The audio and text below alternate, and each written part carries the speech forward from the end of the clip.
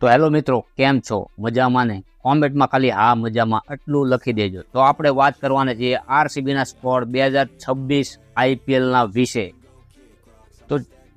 તો જલ્દીથી ચાલુ જ કરી દઈએ, આપણે ખોટો ટાઈમ પાસ કરવો નથી. તો બેટરમાં નામ છે રજત પાટીદાર, વિરાટ કોહલી એન્ડ દેવદત્ત પડીકલ. ભાઈ ત્રણેય જબરદસ્ત અને જોરદાર આઈપીએલ ગઈ હતી આ ત્રણેયની પાછલી. દેવદત્ત પડીકલ તો એટલું મસ્ત રમ્યા હતા, પણ યાર ઇન્જર્ડ થઈ ગયેલા. છેલ્લી 4-5 મેચ બાકી હતી ને એ પહેલા ખૂબ જ સરસ રમેલા. તો રજત પાટીદાર યાર કેપ્ટન શરૂઆતમાં તો એટલું બધું નહોતું, પણ પછી એને ઇનિંગો પણ જ્યારે ટીમને જરૂર હતી ત્યારે આવી કેપ્ટન ઇનિંગો. ને વિરાટ કોહલી તો શું કહેવું ભાઈ, બધી જ મેચમાં સારું જ રમ્યા. તો એ પછી વાત કરીએ તો wicket keeper Philip salt, Jitesh Sharma અને જોર્ડન કોક્સ. ભાઈ ઇંગ્લિશ બેટરને આ વખતે લાવ્યા છે ને આ બેટર સારું જ પરફોર્મ કરે ભાઈ બધી લીગોમાં. મેં આને જોયેલો છે બેટિંગ કરતા. એ જીતેશ શર્મા તે ભાઈ આણે પણ ખૂબ જ અગત્યની પારીઓ રમી હતી ગઈ આઈપીએલમાં. અને ભાઈ ફિલિપ સોલ્ટ, આનું તો ભાઈ શું કહેવું, 5 ઓવર જો ટકી ગયા ને તો મેચને આમથી આમ કરી દેવા પ્લેયર છે ફિલિપ સોલ્ટ. પાવર પ્લેનો ભરપૂર ફાયદો આ ભાઈ ઉપાડશે અગર જો ટકી જાય તો. એ પછી વાત કરીએ ઓલરાઉન્ડરમાં તો કુનાલ પાંડ્યા ભાઈ ફાઇનલ અને સેમીફાઇનલ, ફાઇનલમાં ખાસ કરીને જબરદસ્ત, લગભગ મેન ઓફ ધ મેચ પણ હતા. જબરદસ્ત બોલિંગ એ કરી દે અને ભાઈ જરૂર પડે ત્યારે બેટિંગ પણ ઝડપી કરીને જતા રહે ભાઈ. જબરદસ્ત ઓલરાઉન્ડર. એના પછી નામ છે સ્વપ્નિલ સિંહ. ભાઈ આને ભાઈ એટલા બધા મોકા નથી મળ્યા ને આમાં મને નથી લાગતું એટલા બધા મોકા મળશે પ્લેયરને.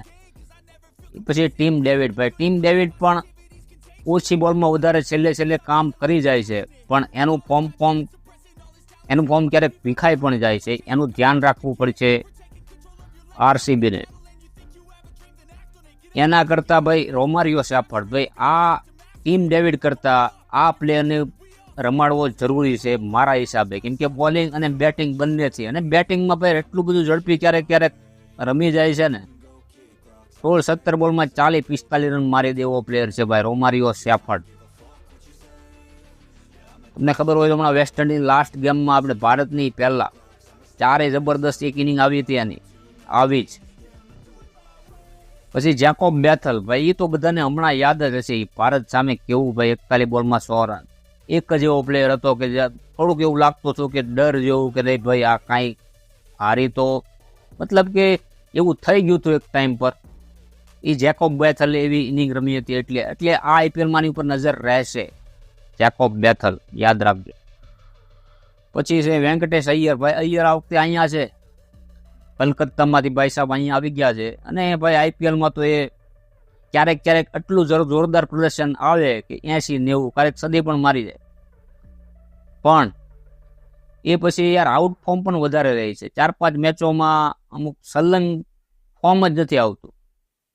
એવું છે ભાઈ વેંકટેશ અય્યરનું. એ પછી વાત કરીએ તો સાત્વિક દેસાલ. આ ભાઈ નવું એડિશન છે, જોઈએ પરફોર્મ કેવું થાય અને મોકા પણ કેવા મળે એના પર આધાર કરે ભાઈ. એ પછી મંગેશ યાદવ, વિકી ઓસ્તવાલ, વિહાન મલ્હોત્રા અને કનિષક ચૌહાણ. ભાઈ આ 3-4 પ્લેયર પણ એવા જ છે ભાઈ. આમાંથી 4માંથી લગભગ 2ને મોકો મળી શકે.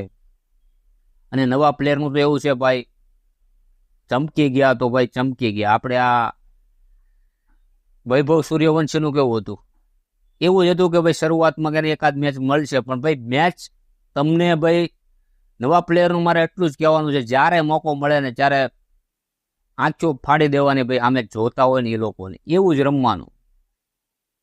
અને તો જ તમને થોડોક સમયમાં સક્સેસ મળી શકે. એ પછી વાત કરીએ બોલર્સ. જોશ હેઝલવુડ. ભાઈ હેઝલવુડ લાઇંગ લેન્થ જબરદસ્ત ભાઈ. જોશ હેઝલવુડની કમી આ વખતે ખળી ઓસ્ટ્રેલિયાના વર્લ્ડ કપમાં પણ, તમને ખબર હોય તો. એટલે જોશ હેઝલવુડનો જો પૂરું ટુર્નામેન્ટ રમ્યા તો ભાઈ આરસીબી માટે તો ખૂબ જ અગત્યના બોલર છે. અને ગઈ આઈપીએલમાં પણ જબરદસ્ત, જ્યાં સુધી રમ્યા ત્યાં સુધી જબરદસ્ત પ્રદર્શન હતું એનું. પછી યશ દયાળનું ભાઈ ફોર્મ સારું જ હતું ગઈ ફેરું. અને યશ દયાળે ભાઈ કામ કર્યું છે એના ઉપર. ખૂબ જ સારી બોલિંગ અત્યારે નાખે છે. લાઇંગ લેન્થ બરોબર સટીક. એ પછી ભુવનેશ્વર કુમાર, એને ભાઈ આને ભાઈ ભુવનેશ્વર કુમારનું આપણે કહેવાનું કંઈ છે જ નહીં, કેમ કે જબરદસ્ત બોલર છે ભાઈ. જ્યારે અગત્યની મેચ હોય ત્યારે એનું પરફોર્મ કરે જ છે.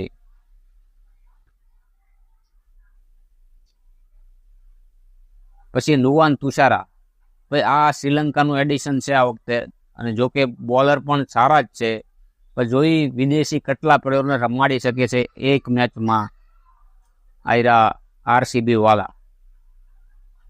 તો એ પછી રકીબ સલામ અને અભિનંદન સિંહ, આ બંને પણ બોલર યુવા જ છે, જોઈ કે મોકા મળે કેટલા. સુયશ શર્મા, ભાઈ સુયશ શર્માએ પણ સારી જ બોલિંગ કરી હો ભાઈ ગઈ આઈપીએલમાં. એ પછી જેકોબ ડફી, ભાઈ ન્યુઝીલેન્ડ, આ મને લાગે કે જોશ હેઝલવુડનું રિપ્લેસમેન્ટ બની શકે છે આ આઈપીએલમાં. જો ઇન્જર્ડ હશે તો જેકોબ ડફીના મોકો મળશે.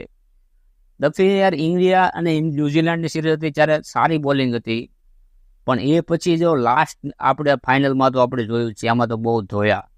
અને એ પછી પહેલાંની એક મેચ પણ એવી જ હતી, પણ આ બોલર પહેલાં એવું લાગતું હતું કે સરસ જ છે, પણ હજી એવું નથી કે એટલું બધું ખરાબ છે, પણ હવે લાઇંગ લેન્થ પકડી લે તો સારું આરસીબીની ટીમ માટે. તો ભાઈ વિડીયો ગમ્યો હોય તો લાઇક અને સબસ્ક્રાઈબ કરજો અને જોડાઈ જાઓ ચેનલ સાથે. તો મળીએ પછી બીજી સ્કોડમાં, અને કોમેન્ટમાં લખો હવે તમે કઈ ટીમની સ્કોડ જોવા માંગો છો.